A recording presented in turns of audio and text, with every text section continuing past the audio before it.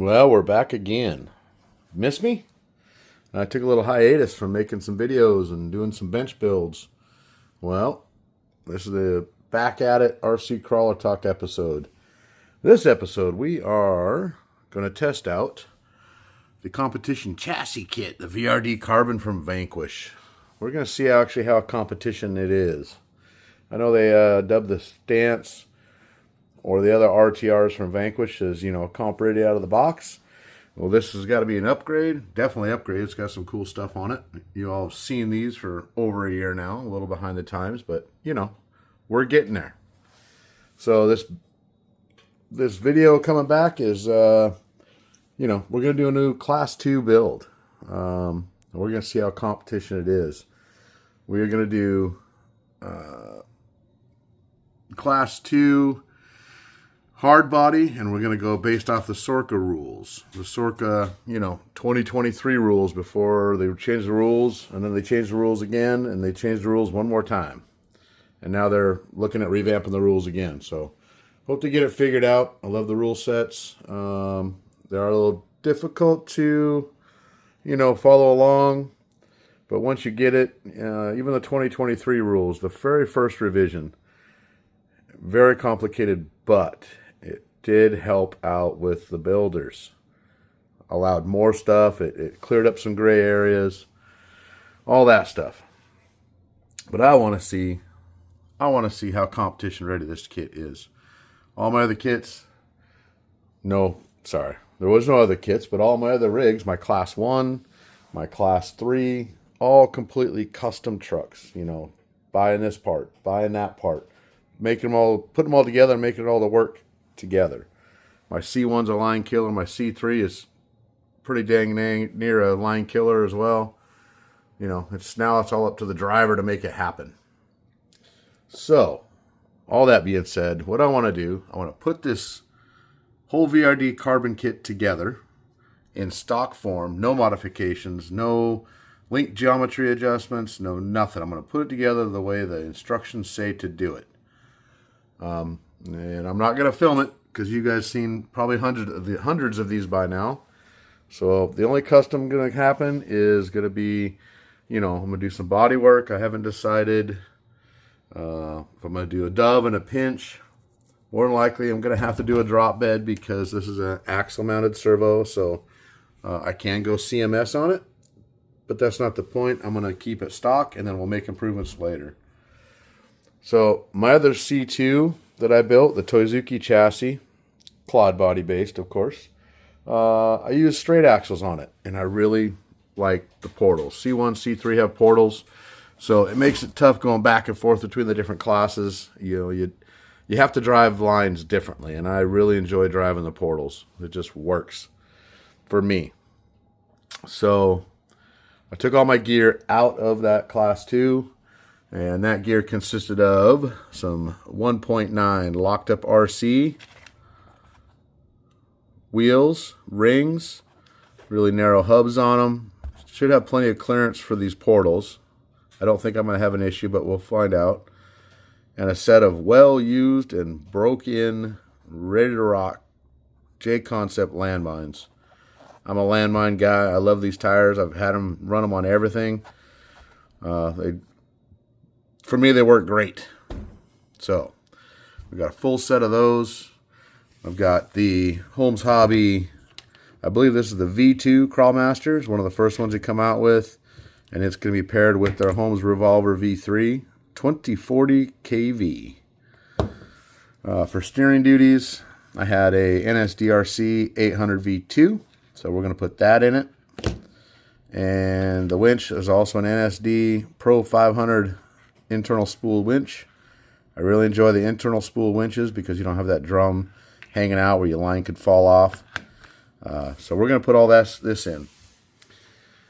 And as usual, it's all going to work, right? First shot, no problem. So the custom stuff I'm going to have to do, I'm going to have to sit down and do the point out sheet. Obviously we have to do scale points. We'll probably have to do full interior, drop bed, headache rack, metal, bumpers front and rear. I'm going to try to use the stock metal sliders that come with the kit, we'll see how that works out. I'm not sure if I'm going to be able to use it with this body or not, but you know what? We're going to find out. This is going to be a fun build. This is going to be, like I said, my Class 2 replacement. I've always wanted to pick up a Vanquish kit. This is my very first Vanquish kit of anything. I've got lots of Vanquish parts. In fact, my Class 1 uses the Vanquish VS410 chassis, but everything else on it is not Vanquish.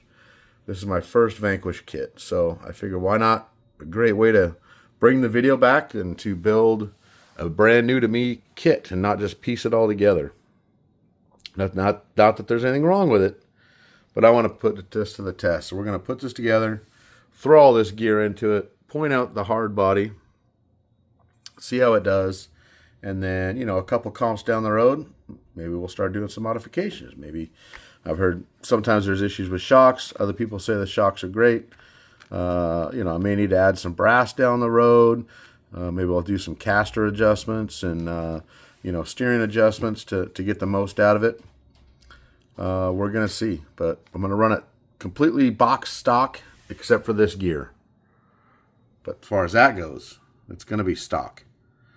So I'm not going to film this, like I said, because, well, you guys have seen hundreds of these put together by now if you're interested at all. So I'm not going to do that. I'm just going to get it done, and we'll be right back. See how quick that was? We're already back. So for those that haven't seen any of these, let's at least do an unboxing video for you. All right, let's see if I can't do this one-handed. Got my handy dandy finger cutter offer. Get that off there. First of all, check out some cool stickers. Curry, OMF, Rigid, Atlas, Method, KMC, Vanquish. All right, save those for later. Let's just see what this bad boy looks like. Ooh. This is one of the top of the line kits. Oh, more stickers. Gotta love me some stickers. Gotta love spare parts too. Wheel wrench. Those are great for the trail. Anybody else use those things? Yes, got a comp stanchion. I love it. The Metic. So overlanding refrigerator stuff. What's going on? BRD carbon. All right, cool. Oh, individual bags. You got the sea bag. Looks like you got the skid in here, bumpers, links, Velcro. Love me some Velcro. Oh, there's always a D bag in every box. Here we go, bag D. What do we got in here? Looks like sliders, maybe. Spur. Transmission parts. Oh, there's D bag 1 and D bag 2. Oh my goodness. So does that mean there's 3 D bags? I don't know. All right. Drive lines. F bag. And then the B bag. That's the rear axle. So the carbon kit, the upgrades over the stance and RTR. One of it is, I believe it's the ring and pinion. The machined ring and pinions over the RTR. So that's an upgrade. Also upgrade is more overdrive combination. They got overdrive in the portal and in the transmission for a total of 37%, which is great for comping. Not trailing, it would burn up stuff. Shocks. The E-bag is shocks. All right. And then you got front axle. Yep. Bag A. Front axle and gears and bearings and all kinds of goodness. All right. And the G-bag. Looks like you got body posts and screws. Oh, there's 2 G-bags. Look at that. Bag G. Bag G1. All right, cool. And the carbon fiber rails. There we go. And there we go. The other option, benefit to this carbon kit over the stance is the lightened machined gear set inside the transmission. And of course the carbon fiber rails. All right.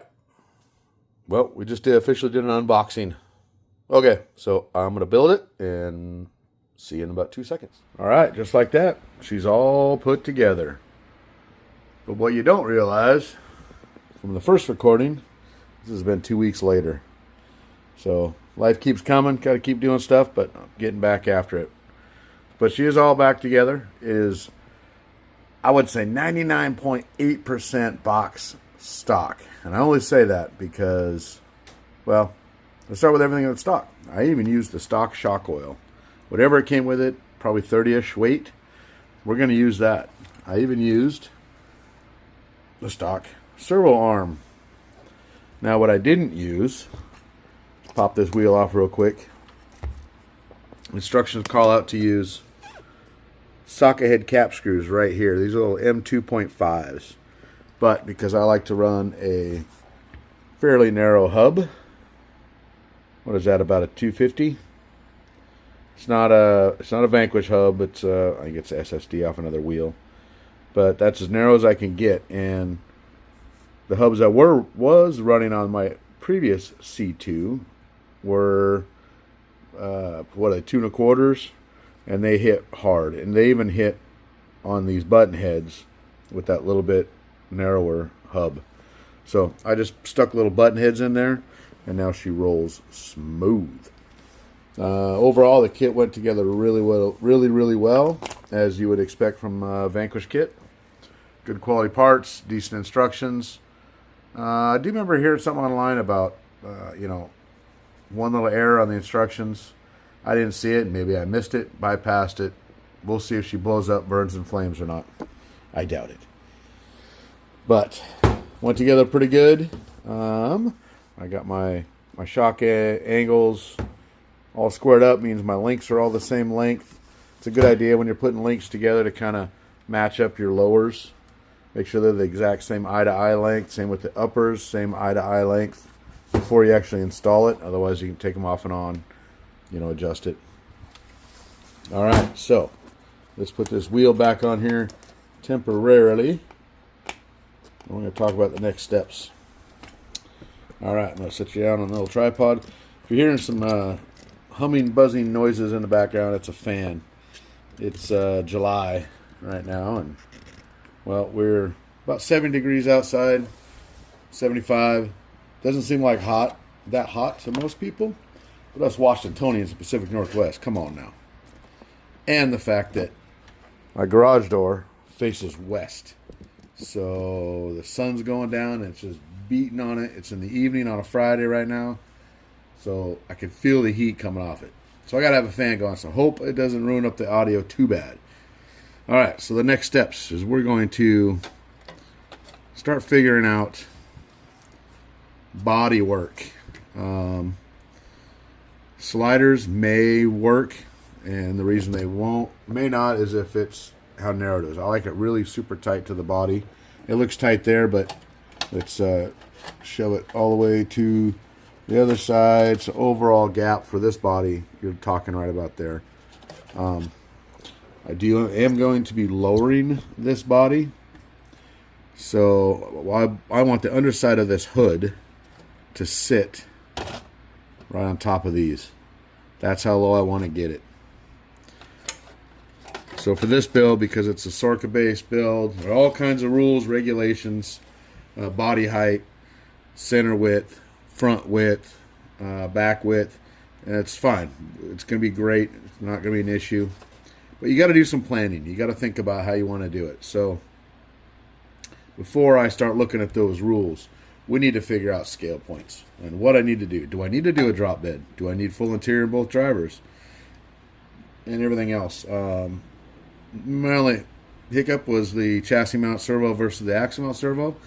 But after doing I got a little cheat sheet, point sheet right here that I created years ago. I do tech in for our local comps, and I just kind of quickly ran it up. So I'm going to need to do full hard body, all 3 sections for a total of 12. I'm going to do wheel wells front and back for 2 points.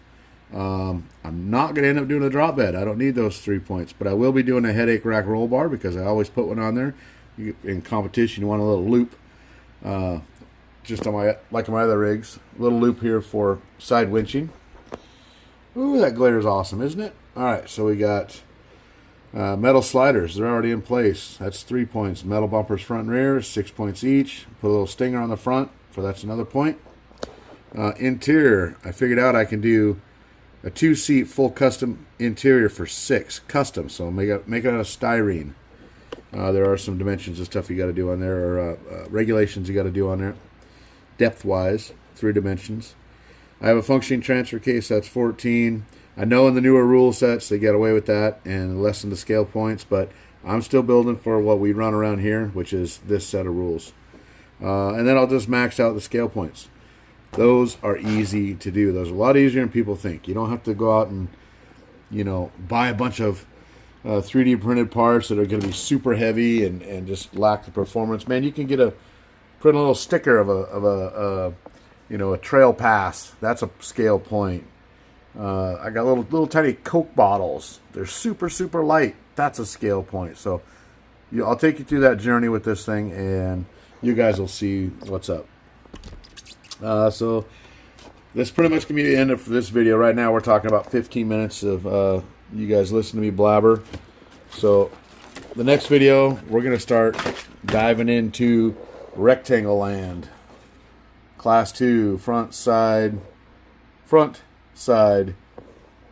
top. Now I also made these up, rule set for when I do tech-ins. Then there's any questions, I laminated them so they're going to last forever. Don't have to worry about them getting wet and ruined, or crinkled up or whatever. So, but again, we'll go over these in the next video. Yeah, I think this is going to be a badass build. Of course, I think they're all going to be badass builds. It's just a matter if I can make it happen and happen in time and pick a good color. And see, I'm so rusty at filming, I can't even keep the truck in the frame. I'm all over the place. Sorry, I didn't mean to cause spasms there. All right, well, this is it for this video. I'm going to get to looking at the rules, doing some measurements, doing some body work, and see what happens. All right? All right, thanks, guys, for watching. Hope you come back for the next one. Like, subscribe, share, all that jazz. Let's keep this adventure rolling. See ya.